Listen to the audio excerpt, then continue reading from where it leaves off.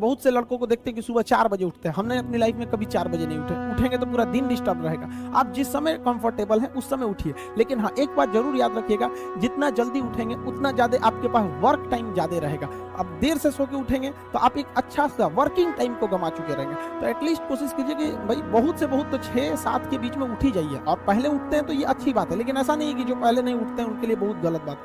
आप जितना पढ़ सकते हैं अपनी कैपेसिटी के हिसाब से ही पढ़िए। आपकी बॉडी 8 घंटा नहीं सस्टेन कर पा रही है, आप 4 घंटा ही पढ़िए, बट धीरे धीरे उसको इंक्रीज कीजिए। हर चीज के लिए होता है, आप अपनी बॉडी के हिसाब से किसी काम को करिए। आप किसी भी काम को अगर लगातार 21 दिन करते हैं तो धीरे धीरे वो आपकी आदत बन जाती है, और अगर किसी काम को लगातार 90 दिन कर देते हैं तो फिर वो आपकी दिनचर्या बन जाती है। अब आप डिसाइड कीजिए कि आप अच्छे काम को करना चाहते हैं या गलत काम को। जहां आपको कंफर्ट मिलता है वो रास्ता कभी भी कोई मंजिल को नहीं ले जाती, क्योंकि मंजिल वाला रास्ता काफी चुनौतीपूर्ण भरा होता है, उसमें कंफर्ट कभी नहीं मिलता है। संघर्ष से व्यक्ति को कभी नहीं भागना चाहिए, क्योंकि जीवन में जो कभी संघर्ष से परिचित नहीं हुआ, इतिहास गवाह है, वो कभी चर्चित नहीं हुआ। और जिंदगी हो या व्हाट्सएप, लोग हमेशा स्टेटस ही देखते हैं। जीवन में संघर्ष का आना बहुत जरूरी है, क्योंकि फूलों की हिफाजत कांटे ही करते हैं, माली तो बहुत बाद में आता है। और रिकॉर्ड वो तोड़ते हैं जिनके रगों में खून नहीं बल्कि लक्ष्य पाने के लिए जुनून दौड़ता हो। याद रखिएगा, जिस समय आपका किस्मत साथ न दे, समझ जाइएगा कि आपकी मेहनत आपका साथ देगी।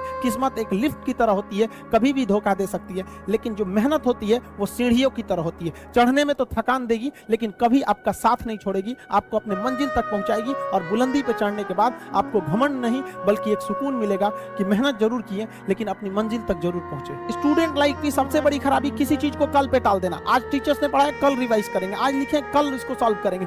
कल पे कोई नहीं टालना चाहिए। जिसने ये कल किया या हमको ये करना चाहिए, उनको तो असफलता फिक्स है।